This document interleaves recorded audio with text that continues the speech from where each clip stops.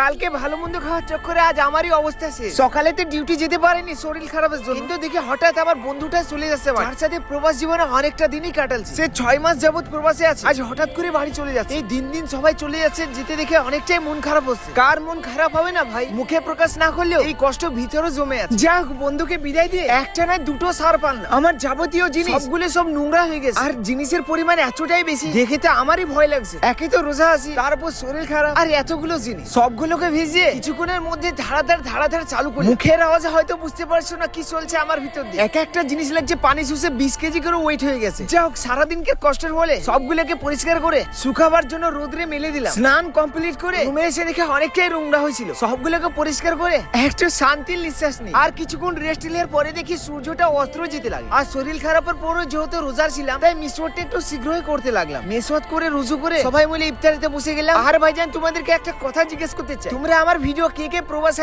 দেখছো আর প্রবাসে রোজা রেখে কাজ করছো? অবশ্যই ভাই তোমাদের একটা ফটো সেন্ড করে যাবে, ছোট ভাই মনে করে।